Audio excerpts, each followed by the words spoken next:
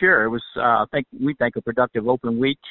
Got some work in this last week and a couple of days of recruiting and kind of had a practice last night and getting back on normal routine this week. So really tough test this week against Iowa State. Both sides of the football, when you look at them, what they've done offensively with Purdy at quarterback and, the weapons he has around them, really big offensive line, tight ends.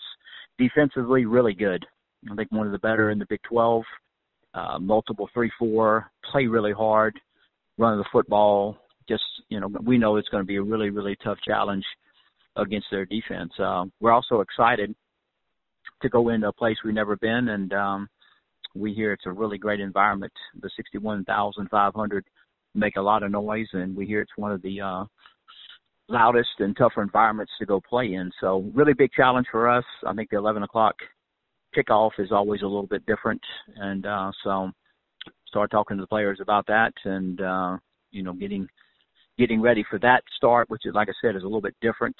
I think we've maybe only once since I've been here, had the 11 o'clock slot. So going up there and playing and tough challenge against a really good football team, but it's one hopefully, our guys are really looking forward to.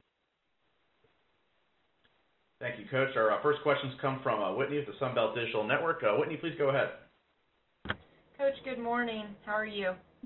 I'm good. Good morning, Whitney. You spoke about Iowa State's offense and the weapons that they have.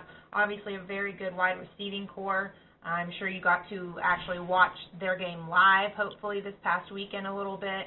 What can you say about them, including Jones, Petway, Milton, and so on? Well, Milton had just a huge game this last week with the 144 yards, and Petway, is a bigger guy.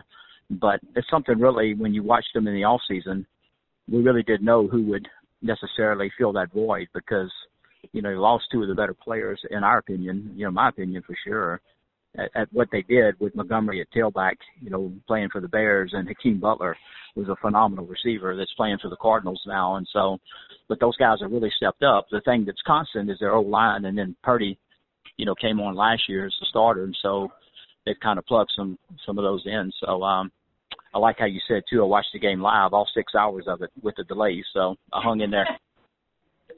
And, speaking of for your own team, obviously, like, you are coming off the bye week. What were some things that you all were able to kind of polish and finesse over this past week that you really wanted to focus on? We're really disappointed, Whitney, in our kicking game against Florida State. That was, really the first game against Grambling. We didn't punt, but there were a couple of things that, we didn't feel so hot about. But anytime I think you go in like Florida State or you go in this week or any of our conference games, and you really get exposed to some of the stuff if you're really not executing and doing what you're supposed to. So we did a lot of work on kicking game and then, did some work against ourselves and then, started a little bit at Iowa State. But a big focus was the kicking game and, trying to be a little sounder in some of the things we were doing.